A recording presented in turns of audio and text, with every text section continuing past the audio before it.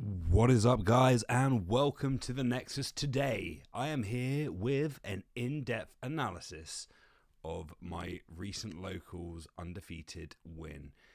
We are doing all 4 games in a row, uncut, and prepare yourself for some awesome gameplay with the amazing Mono Han set 1 leader deck. I've got myself a little hand cam here so you guys can see what I'm a bit more into, what I'm trying to do and trying to achieve with this deck. So starting off with a game against Krennic Command. These games were filmed in my locals, which is Fanboy Free in Manchester, England. And yeah, thanks for all my opponents for letting me film the video. So we're getting shuffled up for round 1. Like I say, all 3 games and a exhibition best of 1 were all filmed, and you'll be able to see all the matches uncut in this hour-long video. Alright, so we had to mulligan that first hand, but we did draw a great second hand, bringing in a DJ and a tech, as well as a lovely turn 1 play in the L337.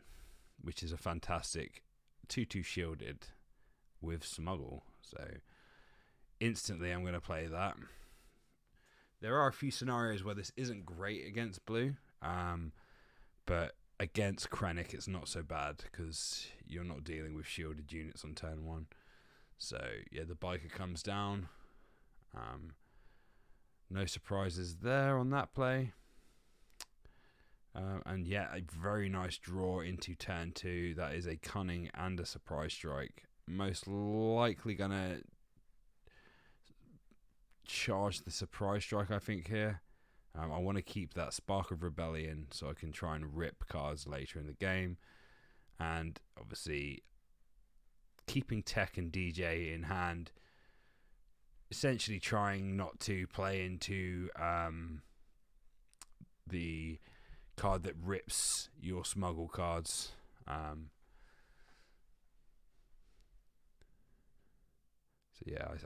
don't bother swinging into the speed biker because I'm not really bothered about 1 damage. So I'd rather just leave it there and let it slowly tick me until I can just get rid of it in 1 foul swoop. And then I'm going to play down tech, basically to try and set up a turn 2 energy steal with DJ.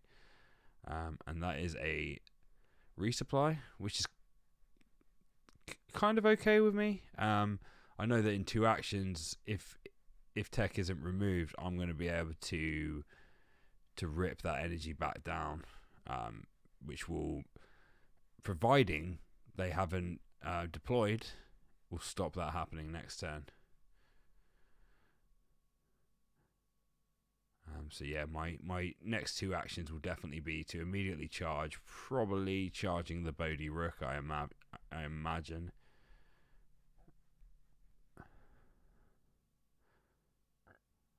Okay. No, sorry, what? Of course, charging the tech.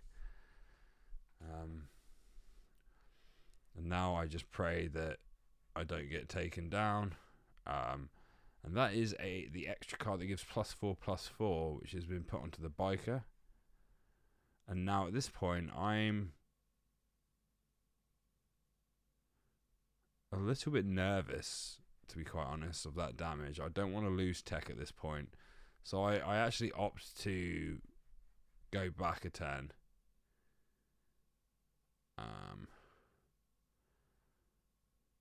So the +3/+3 boosted up the biker to 4, and then I gave +4 damage to the 2/2 shielded, and then the bikers come back down. So that's going to be a quick swing in with 6. Basically deciding to apply pressure here, putting on the brakes a bit, because essentially if I'd played DJ there, I would have lost it to that damage, and it would have been redundant. But next turn, I'll be able to make the tech play, providing I don't get taken down. But yeah, so kind of a bit of a bad tempo play for me, having charged an energy when I shouldn't have. But you know, sometimes you have to deviate from your plan unless you want to just play into, you know, a loss. So yeah, I had to slow my roll a bit just so that I can make the play I want to.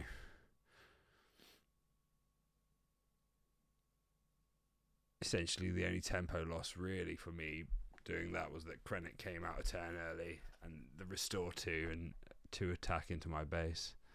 But now, yeah, I'm surely immediately going to play the DJ, I imagine, or maybe I am gonna push my luck a bit, because I know that I can ramp into it if I do lose tech. So finally opting to attack into L337, and his shield's finally gone. I really love those 2/2 shieldeds, because just being able to use the pumps on them safely, and yeah, there you go. So DJ is now played, and an energy stolen. So what's great about this is I'm now in range to deploy Han, and then I can swing with Han and play that Spark of Rebellion in my hand, getting maximum value out of my resources. My opponent looking like they're going to play Crosshair here. Yep, so Crosshair comes down, and I'm going to deploy.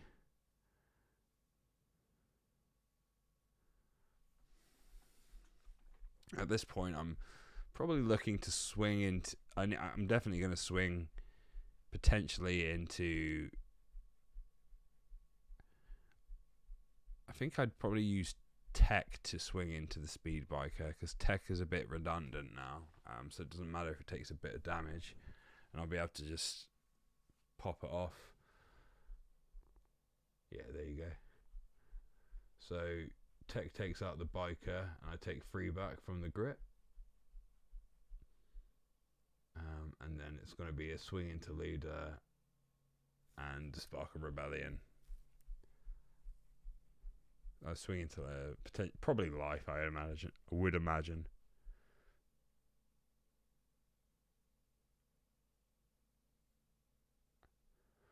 Yeah.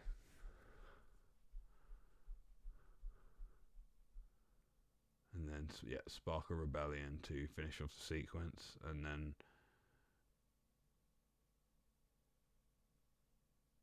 not crazy good. I mean, I was hoping to hit like Overwhelming Barrage, because obviously that's a very painful card. But I think it was the card that negates the skills and stops your cards from attacking. So yeah, I used the effect from Han to destroy the energy that I stole from my opponent, and now DJ is pretty much just a beat stick, and when he dies, the energy will not come back. So I'm very well positioned here. I've ramped up to 6 energy, and I have a kind of a huge board. I have 12 damage on board with my opponent at 12 damage, 2 waylays in hand, so yeah, any plays that are made on this turn are probably going to be bounced back, and that will include Crosshair. Crosshair being a 4 cost is pretty good for me, because my waylay costs 1 less than it costs them to play. So 2 damage into my Leader using Crosshair. Crosshair's ability by the looks of things. So I swing into base for 4 damage, ramping a card. Ramping is mandatory in Han, so here I'm having a little look, seeing what my options are as far as tech goes, because now I'm kind of in... Well, there goes my Leader.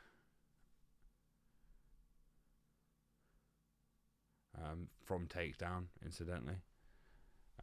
But now I'm going to smuggle in, I think, a Sentinel by the looks of it. Oh no, it's Falcon. So paying 5 to smuggle Falcon, which is a huge play in reality, as there's nothing there defending space. So I'm able to get some clean damage in. Tech now removed, putting 2 back onto Krennic. I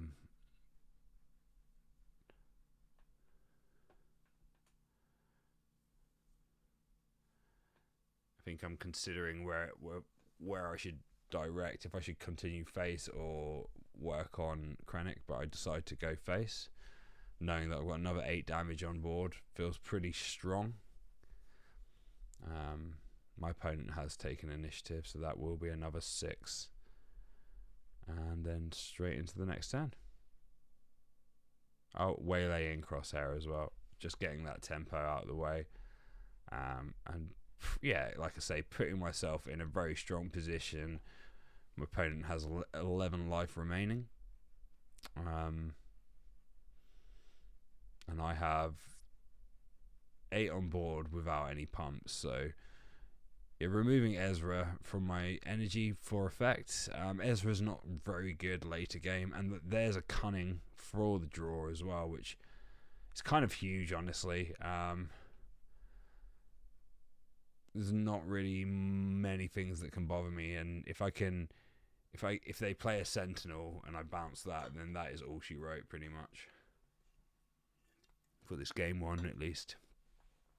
So what I'm hoping here is a big Sentinel, either like Charleston or something in space.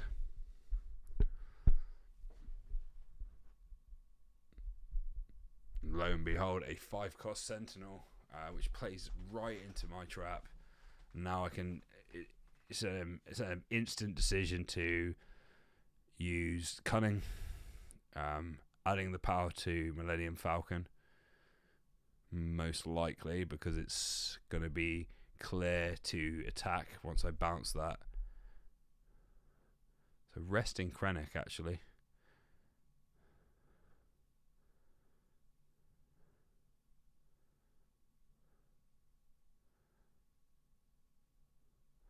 Yeah, so interestingly, opting to rest Krennic, and then I'm going to use Waylay in order to bounce that. Yeah, so that allows me to actually win right now, I think. So that's 7, 9, 12 damage. Yeah, so that puts me in fatal. So yeah, a pretty nice game 1. Some really nice tempo plays, and due to Tech being left on the field, I was able to pull that Falcon into play. Essentially to finish off the game. So yeah, now into game 2. But yeah, really loving this deck. I've been practicing it quite a lot because of the Premier event in Manchester, which is my home city at the moment. Which, incidentally, I would have played today because this video is being released on the same day as the event. So, I think it's a very, very strong deck. When we made our predictions early doors, I said it was probably the best deck for me in the format, at least. And it's extremely fun to play as well. A very diverse amount of play lines due to smuggle. And yeah, just a lot of ways to get there. And it also, it can be extremely aggressive if it wants to be, or it can be very controlling. So it's a very nice pivot deck, and yeah, a lot of extremely fun cards. So this time it looks like I'm going for an early Ezra, which is always nice because you can use Ezra's ability to kind of recoup your hand, and increase your tempo of your plays, to try and get initiative in the mid game. So a little glitch there, sorry about that, but yeah, so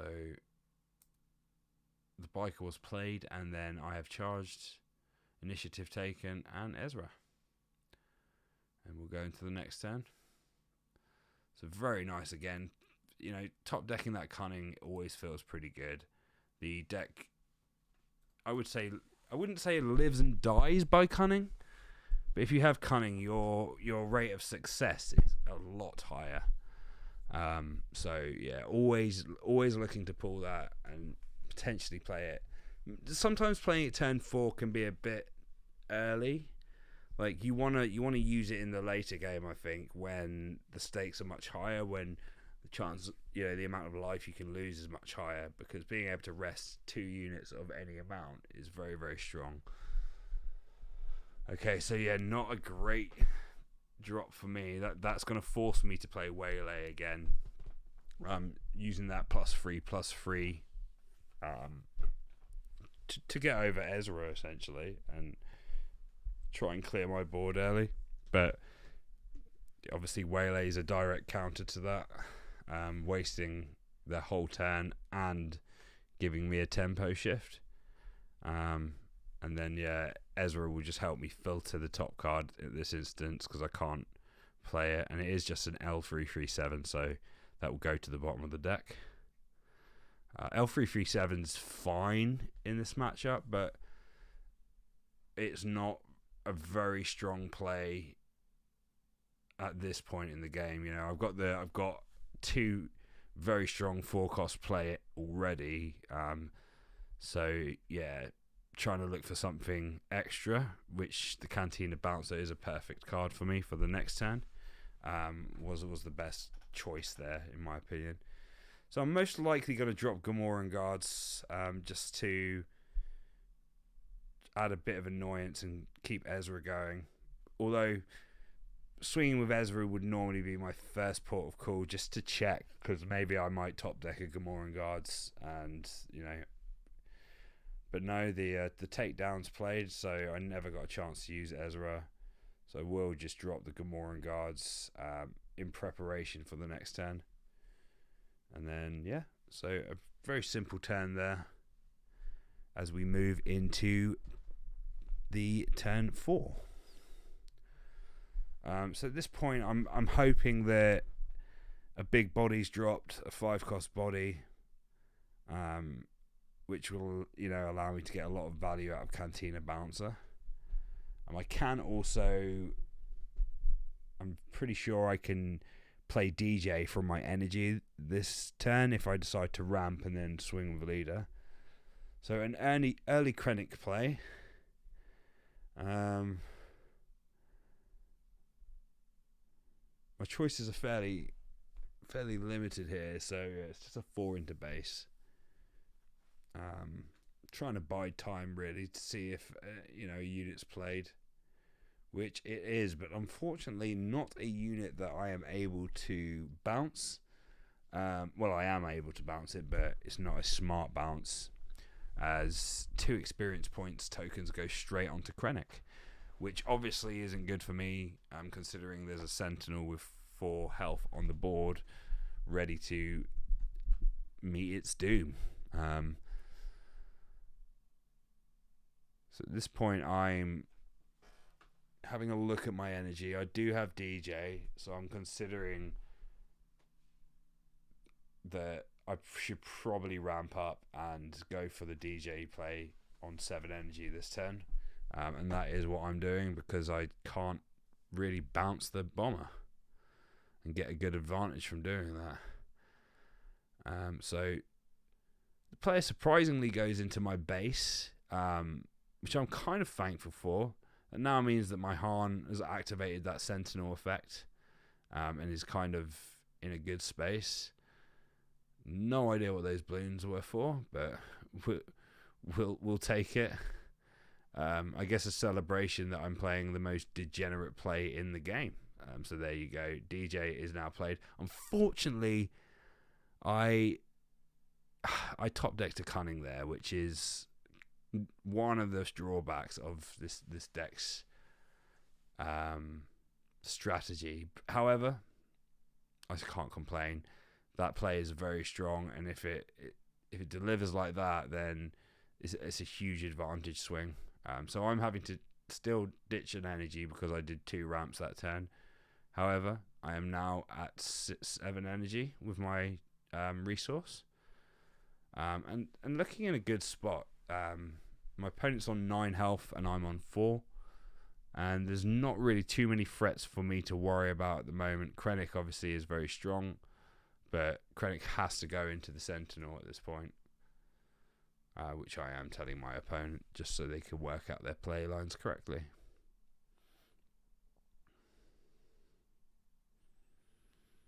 So my opponent's sitting with Sentinels in hand as well as Atats and a lot of nice aggressive utilities.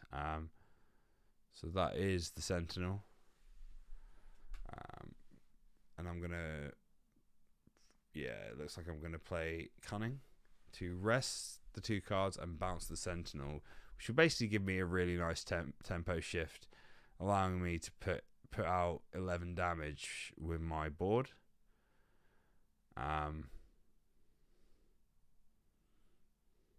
Which is obviously very, very strong. And now I can also play into Kira as well and potentially pick a pretty degenerate card. So Devotion being played onto the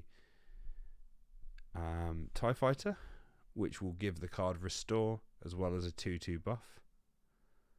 But yeah, I am going to go all damage into base because even with the Restore, I'm feeling very confident about winning this race due to just that swing of damage that I didn't receive and the damage that I was able to put out. And then Kira allows me to also plan out the next turn just by looking at the cards in hand. A good target really here. I can pick up the Walker because that's kind of like the threat that's coming next turn. And now that will not be able to be played. And now I'm actually sitting on Fatal already, which has crept up quite quickly due to DJ, really. That DJ swing allowing me to play the Kira as well as the Cunning has pretty much made the game a win. So yeah, 8 life left remaining on my opponent's base, and I am sitting with 14 life on board and a Falcon in hand, as well as a Cantina Bouncer for any kind of Sentinel that gets dropped. There is Restore though, like I said, on the opponent's cards, so it's not an exact swing, but I'm almost there. And if I had a Blaster or a Surprise Strike, then it would definitely be over. So yeah, the Sentinel being taken out by Krennic and a Restore 2.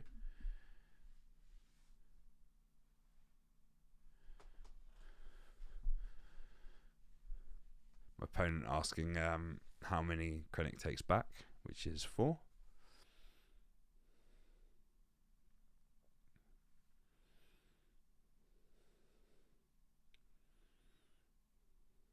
I'm going to be just going into base, trying to get the win now. I've got that Falcon in to get the extra bit of damage in if required. And like I say, being able to bounce the Sentinel, it's going to give me a nice edge. I mean, I can even kill the Sentinel if required, knowing that my player could play it again next turn. I mean, next action.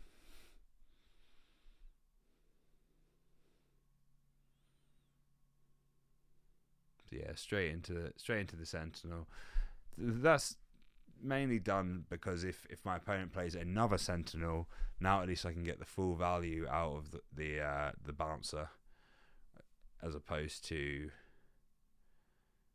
so that's Veer. So I was expecting another Sentinel, but at this point I know I'm in pretty good shape, to be honest. I'm going to be able to finish the game with the Falcon if there's no more answers.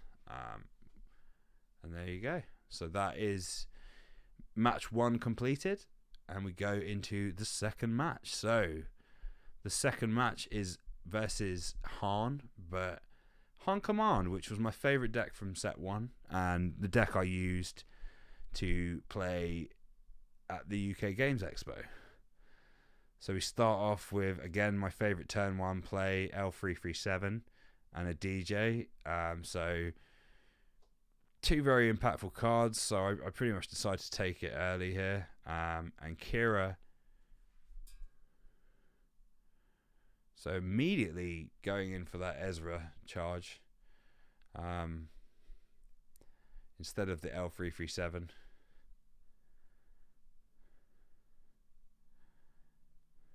And then that's Ezra from my side. And my opponent, I think, is going to play tech. Oh no, straight in with the battle Echo-based defender, which is actually a very strong play against Ezra. That kind of means I have to answer it before I do anything. But I do draw a tech there, so I'm kind of thinking maybe I can be a bit more, play this one a bit slower. Like I don't have to rush here, especially considering my opponent's also using cards from hand to charge.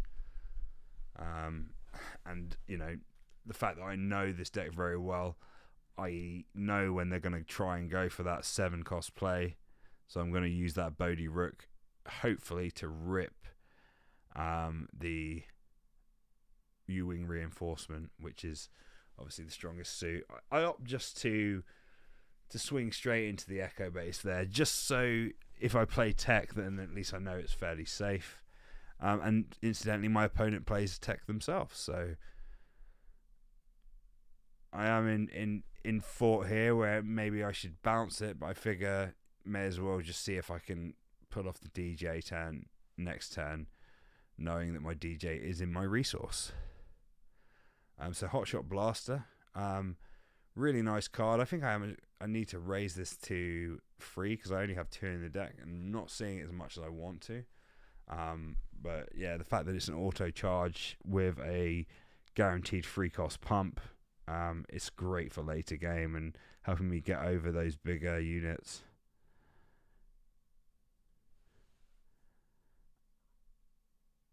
Okay, so not really many plays for my opponent, so he ends up having to play the gunship with no target on the ambush, which for me is pretty good, really. I'm not really scared of that. 2 damage into my base with tech. And now I'm about to make probably one of the most back-breaking plays in the game. A 5 energy DJ, which is gonna steal my opponent's energy, putting me on 6, which allows me to kill the tech this turn. My opponent has taken initiative, so I am just rushing through, killing the tech now, so taking away a potential DJ play. And now I'm in an excellent spot. My opponent's starting on 4 energy, and yeah, I'm destroying their energy, and I need to destroy one of my own. But being on 6 to 4 is a huge swing, and 1 leader swing will allow me to already play my boss monsters if I have them available to me. Please excuse the hand cam. This was my first time doing this kind of thing. So if the hand cam's a bit off every now and again, it's just because I'm paying more attention to the game. But I am doing my best, friends. So here I'm kind of feeling pretty strong anyway. So I decide, let's just start hotshot blasting. So I go straight in with a hotshot blast, trying to keep my hand size up a bit, and doing 5 damage.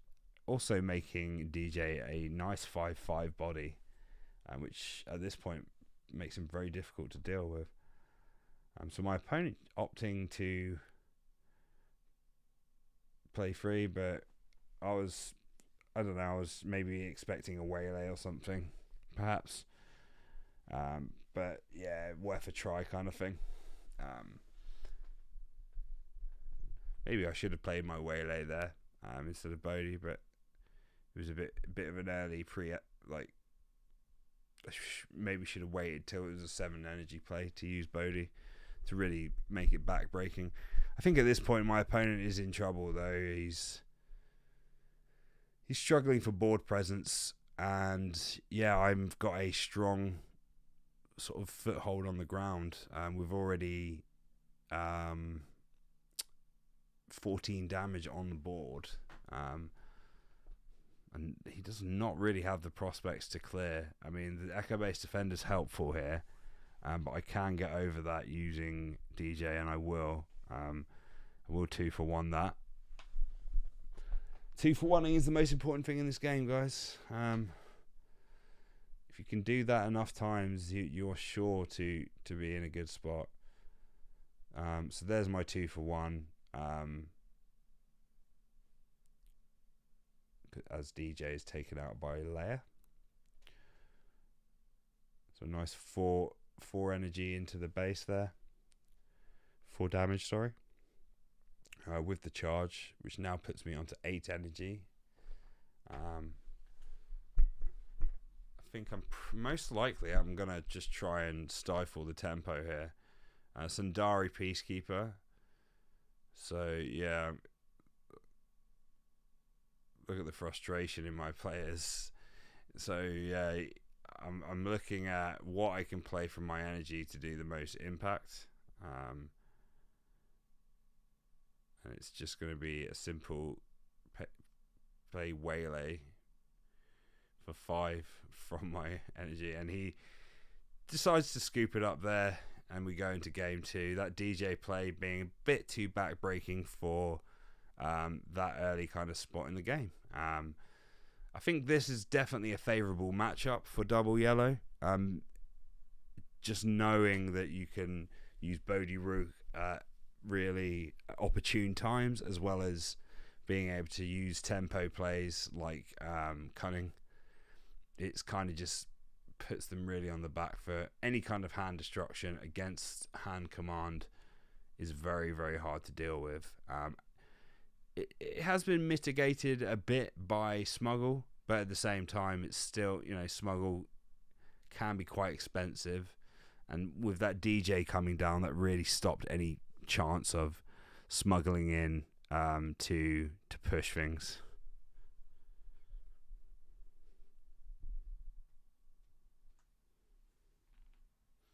So yeah, shuffling up for the next game.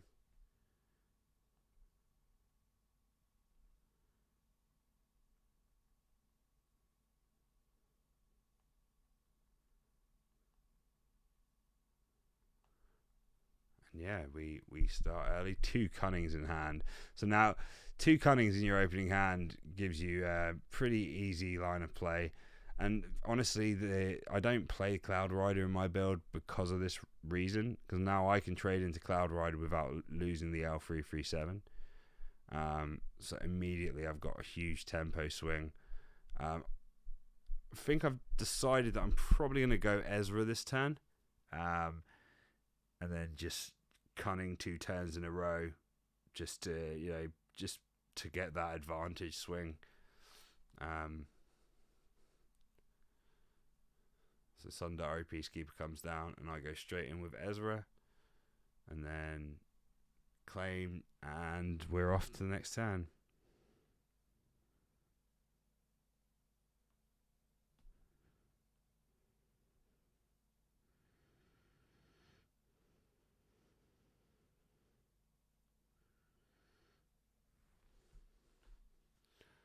Alright, so starting off the next turn now. My opponent has a fairly decent hand at the moment, but my plan is just to get my Cunning on, which I'm likely going to do here, bouncing that Sundari and boosting up Ezra. Or maybe I will just have a look whatever Ezra has to offer me, which is incidentally the 3rd Cunning, which I leave on top. And there goes L337, getting a 2-for-1 there, trading in with a 2nd Cloud Rider, which is very, very good for me, in all honesty.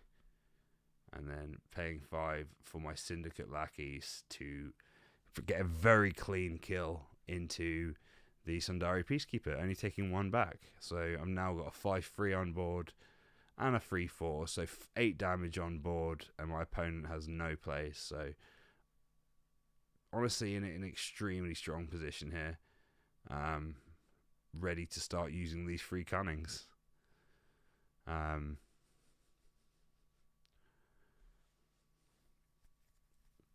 I do have to navigate carefully here because obviously I can get hit with Waylay myself and stuff like that. So, just using Cunning immediately isn't necessarily my strongest play. But now Cunning is an easy play. And unfortunately for my opponent, all 3 of the cards in his hand are 7 costs. So he is unable to make any plays for the rest of the turn. Expressing his frustration there, and yeah, that's another 8 damage swing into base. I opt not to rush my leader out.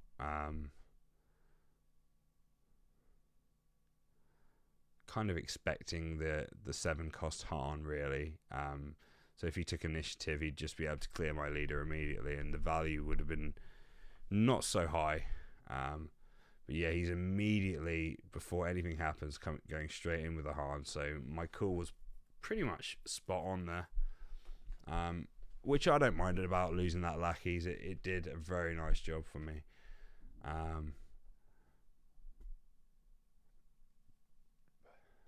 Me deciding just to, I think, keep the tempo on the base, because we're kind of in a bit of a race here. Yeah, at the moment I'm trying to decide whether I should buff Ezra. Oh yeah,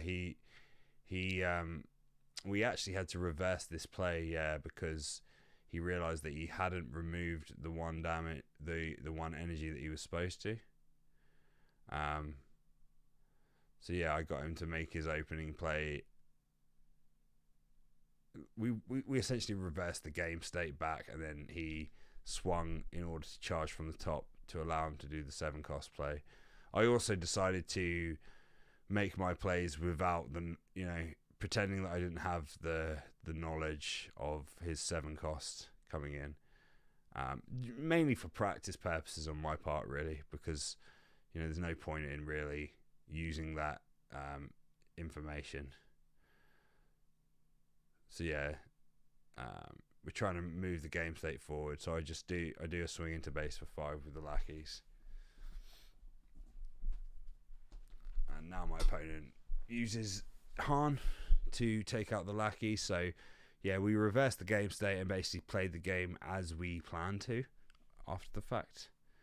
And now I'm ready to deploy or potentially play off the top from Ezra. So it must be a decent card, as I deliberated for a minute there, but straight back on top. It looks like I'm going to go Han.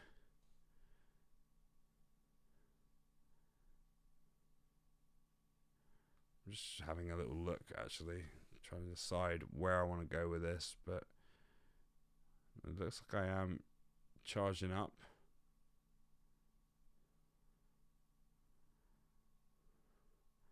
I'm going to pay 4 for a Cunning. And he has died. So that is game over, guys. I would have swung for 10, finishing the game with Hotshot Blaster and Cunning. So that is match 2, out in the bag. And we will move now to the final, in which I am playing against Sabine Command, the age-old aggro deck that is gone from strength to strength with this new set, incorporating Wrecker and Poe into the mix. And yeah, he is actually indicating there that his hand is not very preferable. He ends up actually forgetting to resource, which we do correct in a moment. Just out of frustration, I guess, from his having 0 turn 1 plays, which is very backbreaking for Sabine. Obviously, I'm extremely happy about that. Puts me in a position where I can be more aggressive. So that is a red free play. Shout out to Bob, lovely guy from Fanboy that plays Sabine. So yeah, I am charging from hand there. Looking like I'm going to get the Gamoran Guards down, because Gamoran Guards is extremely strong to have going into Sabine's deploy turn, because now, you know, there's no free ride. If Sabine deploys, it's going to have to get through that 4-4 first, which is obviously a big bit of damage onto Sabine, and which would allow me to finish Sabine off with my L337, which would also trade with it, as it still has its shield at this point in the game. And obviously, sitting there with Cunning is very, very strong in this matchup. Cunning's basically the worst card for aggro to deal with, and for any deck that goes wide. Providing the Han player or the Boba player can actually do a job. I mean, I'm going to bounce that red 3 straight back to hand, removing that heroic. I'm not sure I can't remember what that card's called, excuse me. But removing that upgrade, and then another upgrade will be played now. So Bob's hand not the greatest here, and he folds it up early because he knows that he's not going to be able to catch at this point, being unable to get through that Sentinel. So a very quick game 1 in the final. But yeah, Sabine not hitting that turn 1 play is rough, and can honestly lead to an instant loss 9 times out of 10. But yeah, so we go into game 2. I'm feeling pretty good. I mean, my deck's been very, very strong. Very, very strong throughout the tournament, and honestly, this is one of the best matchups for me, I think. This is where I really thrive, when I'm able to push damage through and stop any damage coming at me. So yeah, we're dealing into the game. I'm hoping that Bob gets a slightly better hand here, to get a bit more of a test, because, you know, obviously blowout games aren't really that good for testing. It's more of a, you know, you want those games in tournaments, not in testing or at locals. You want that in a 6th round in Swiss when you need one more win to be top 8. But in reality, that's never where you see it. But yeah, so here we go. Both of us checking to see if we've got any sideboard cards. I think I actually did side for the first time tonight here. Just adding in another Gamoran Guards and a Bamboozle, because I was two Bamboozles, in fact, just out of fear for the Blade. I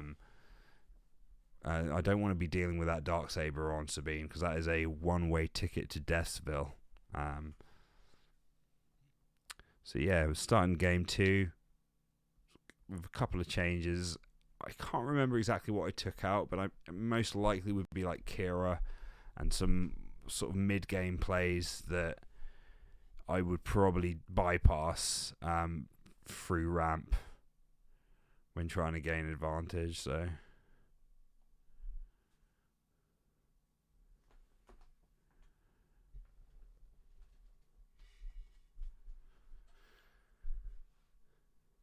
yeah, here we go. I'm very keen on my hand and stuff. I'm a bit of camera adjusting here. Like I say, apologies for the quality. I will try and refine it, but I think this is a nice concept to film this way.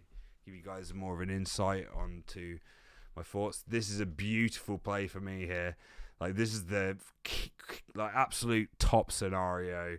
Bob knows it's coming. The Falcon is going to take down that A-wing, and yeah, another back-breaking start to the game for Bob. Unfortunately for him, he knows what's coming. That is just 1 damage back, and I now have a free free body essentially on board, ready to start pushing damage immediately.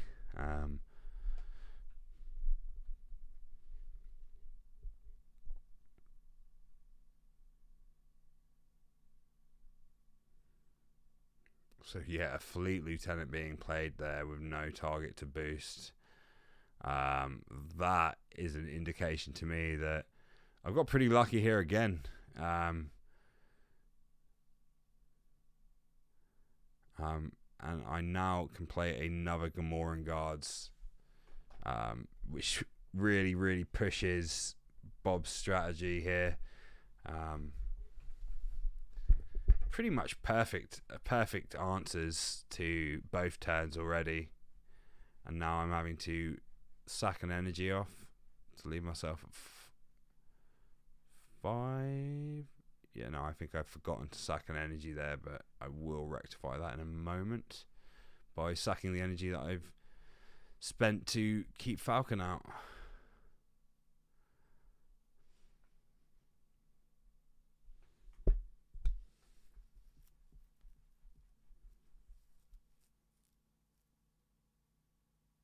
Yeah, Bob letting me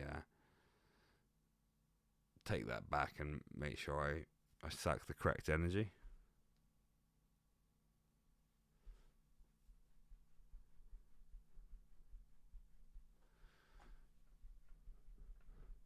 So Wing Leader putting that Fleet Lieutenant up to a 5/5, which is pretty decent. At this point, I'm just like, may as well get 4 damaging, because he's going to run straight through that in order to get his leader out, which I'm not too bothered about.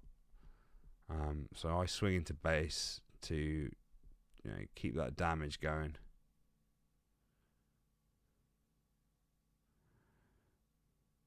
So he does add all of the damage there at once, including the part. So it's on me now. So I've got a Syndicate Lackey, so the perfect laid trap, and Sabine dies immediately, allowing me to keep my unit on board. And yeah, basically the perfect turn. My opponent's on 12 life now, and I have 8 on board. Their leader's gone, and we're going into my deploy turn. This is basically a surefire win right now, and I've pulled another Gamoran Guard, which just kind of seals the deal at this point. There's not really anywhere Bob can go here. I can play the Gamoran Guards to protect my Han, swing in, and my Syndicate Lackeys. He really has to make a choice here. If he kills my Syndicate Lackeys, that would be a strong play. However, if he does not, I actually have him on Fatal, being able to hit him for 12 damage. Exact Fatal, in fact.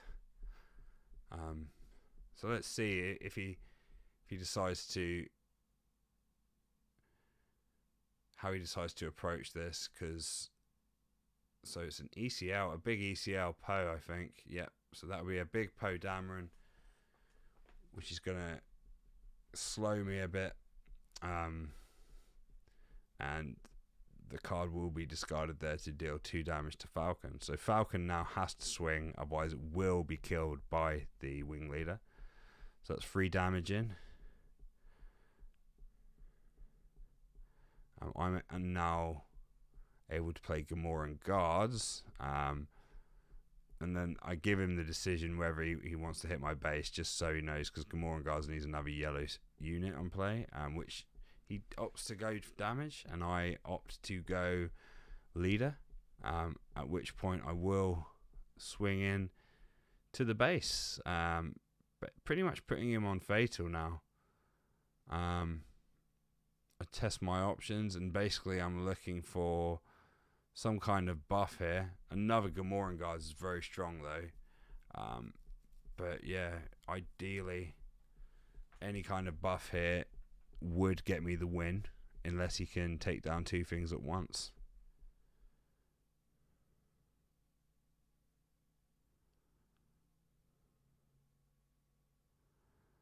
So Bob opting to pay 6 for Wrecker. immediately taking out my Gamoran guards.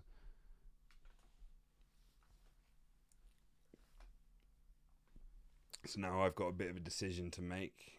Do I swing in immediately, which I do decide to. Just trying to keep that pressure up.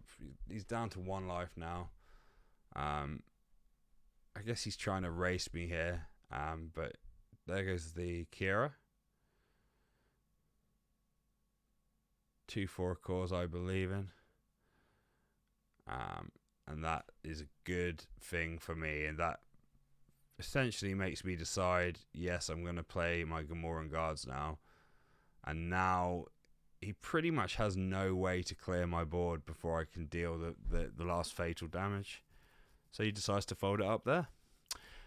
So yeah, I took down the win in locals, and then Alexius decided to play me in a exhibition match against the Zuhan deck that we heavily back and that Ollie did fantastically well with in Leicester, coming third at the UK GT tournament. So yeah, a nice start here for me. Ezra is a decent card because it allows me to pretty much kill anything that's played turn 1. But yeah, this is definitely a difficult matchup. It's different to normal aggro decks, and has just the ability to like push harder than some other decks and go wider.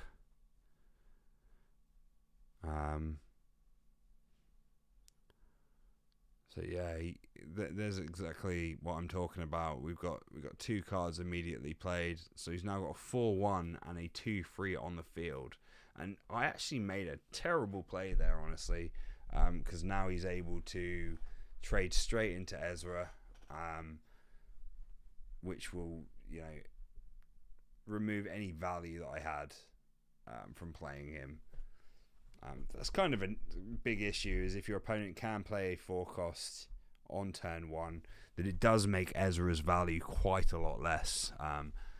So yeah, as expected, Ezra dies immediately, and in my hand I just replace with the Ezra I have, hoping that I can start catching up next turn. Not a very strong start at all, however. I might be able to catch up and stabilize a bit now I have an Ezra to use the effects.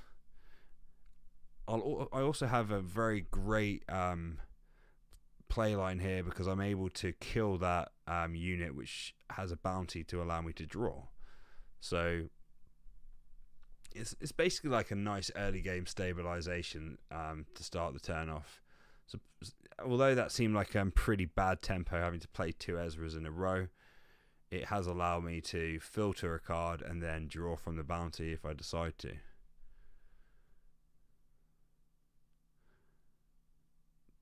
Taking a long time to decide. But yeah, I decided to bottom deck the Spire Strike in favour of a bigger mid-game play. And yeah, so here comes the Falcon, which I'm going to use to kill that red free.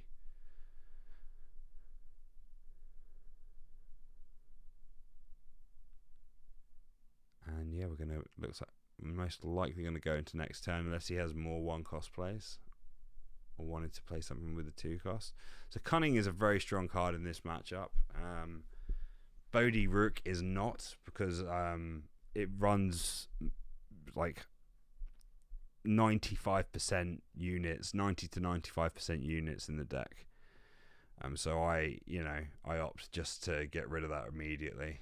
I do pay the 2 for the Falcon to stay in, although that is slightly risky considering Poe with ECL can get a lot of value here. But Poe is just played. Oh no, Poe is ECL'd there. Straight into Ezra and the discard, so a huge tempo swing for me. But I don't mind it too much at this point in the game because I'm not at risk of dying, and ECL is now lost. I do take a damage for Fighters for Freedom here, but now I'm deliberating my plays. I think my best play here is actually to bounce the Poe back to hand, knowing that it's no longer as valuable as it was. Because Poe's really great, don't get me wrong, but it can be dealt with pretty easily if it has no advantage when playing it. So I am actually more scared of Wrecker as an ECL target, because that can be really, really backbreaking when it comes to your leader. But now it's gone. Wrecker isn't such a threat.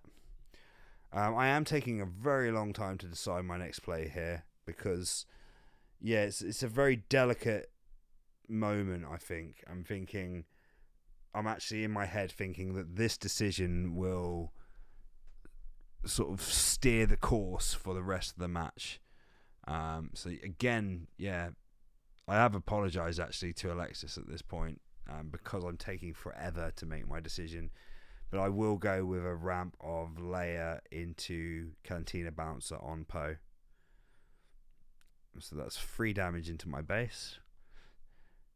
This deck is actually very strong against a lot of my technical players. Like, my 2/2 shielders are completely useless in this matchup due to the Saboteur there, and also due to Sabine Wren, because she can just like trade 2 for 1 with those.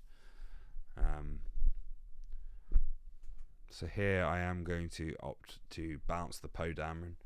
I think that's a strong play, really. As you can see, there is a Wrecker in Alexis's hand, so I am in for it next turn. But at this point, my main mentality is to try and stabilize and just keep stifling my opponent's board as much as possible. I've still done 0 damage to their base, and I'm still opting to take it slow and just kill the Fighters for Freedom, take a decent trade, essentially leading into my 7-drop Han play, which is going to be like a really important sort of card to try and, I want to try and get a 3 for 1 with that Han, and that will potentially win me the game. And now I'm in a very nice spot to play it. I do have to trash an energy here, 2 energies in fact, which puts me back down to 6. But I will swing immediately as soon as I'm able to with my leader, unless he decides to kill my leader here, which would be probably the strong play. Yep, straight in there. So that is just going to put me in a position where I probably am just going to play perhaps Tech. But it allows me to go 2 for 1 with my Cantina bounces into his leader. So, yeah, obviously it's a difficult struggle, this matchup. But I feel like I have stabilized very well to be alive at this point.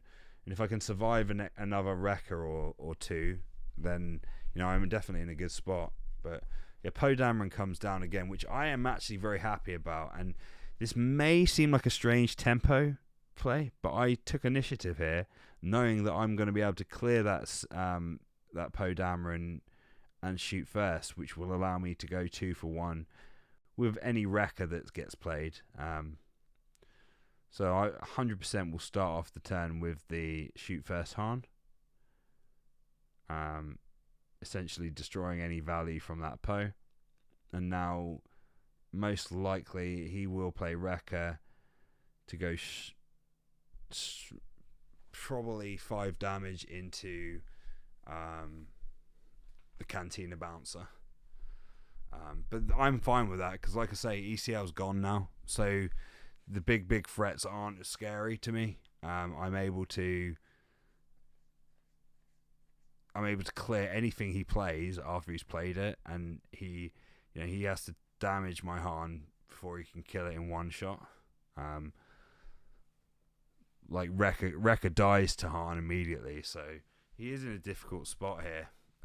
Unless he has maybe timely intervention, which is definitely a card that's used in this build. But yeah, obviously I'm going to do my best. 2 Cunnings in hand now. I'm actually in a really good spot to just turn this game around and catch my opponent out with a heavy amount of damage. But let's see where we go. So yeah, as expected, a timely intervention. So that is going to be a Wrecker that's going to go straight into my Han, which will kill my Han, also killing his Wrecker. and he'll destroy an energy to wipe my Cantina Bouncer. So I'm on the back foot again here. Back-breaking plays, but he's lost an energy, he's lost his wrecker, and I've lost 2 units. So it's a fairly fair trade. And at this point, with my hand, I'm considering my options, really. The fact that he's destroyed an energy means that if I destroy an energy, it actually is fairly advantageous. So I opt to play out tech with an eye to play a DJ from my energy.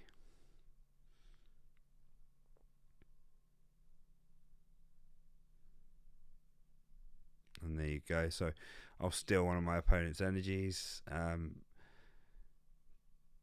I guess it's not super relevant at this point, because he's still able to play Wrecker next turn if he top decks it or already has it in hand.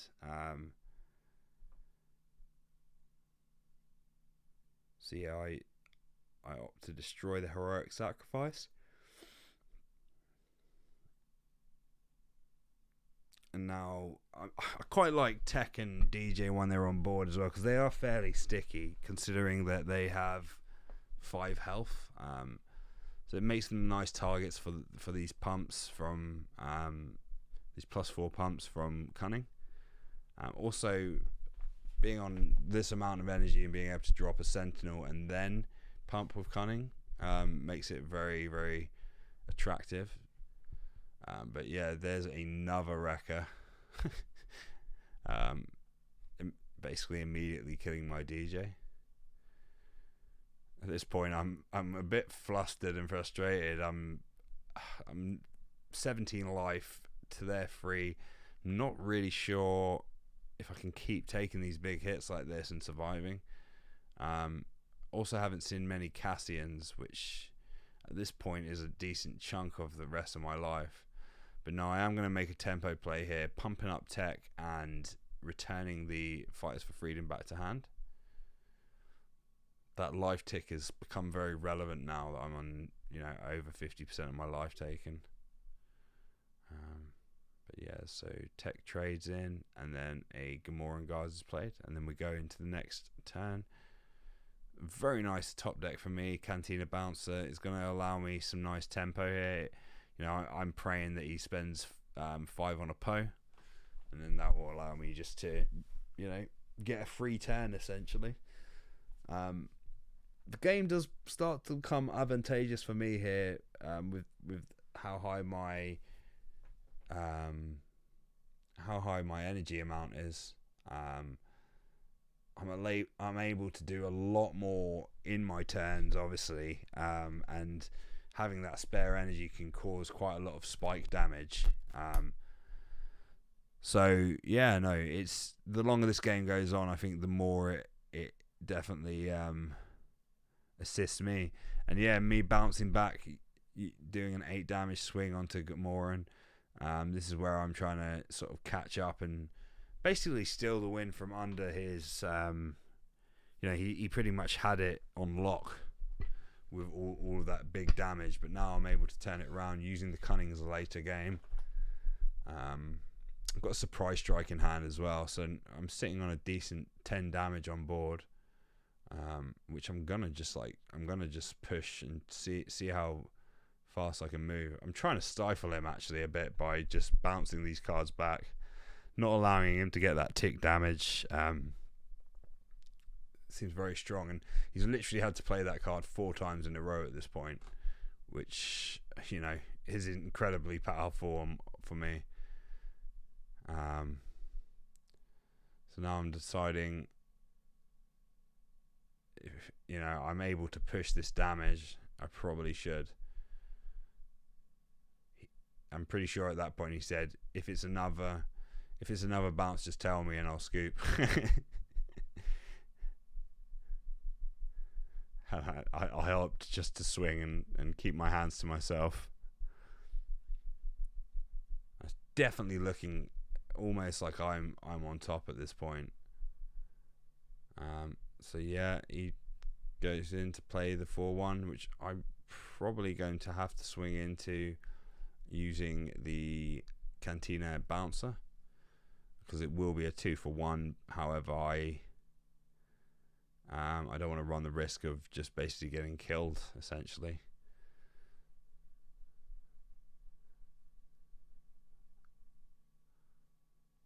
Okay, so another DJ taking that single energy.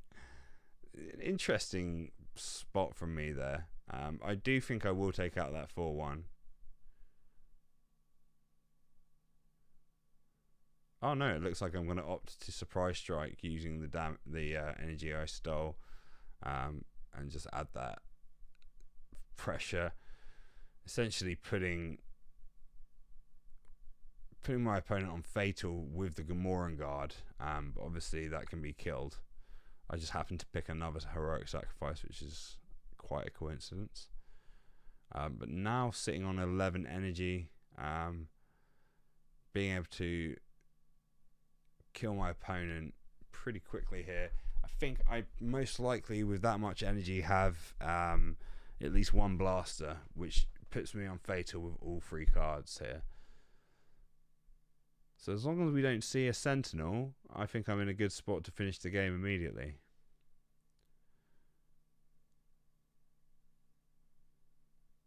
Yep, and as expected, there is a 5 damage kill with the blaster. So yeah, fantastic games. Thank you for Alexis to taking the time. And yeah, we didn't have any more time to play a second match to finish the best of 3. So thanks everyone for watching the video, guys. I really hope you enjoyed yourself, and yeah, we will see you all next time.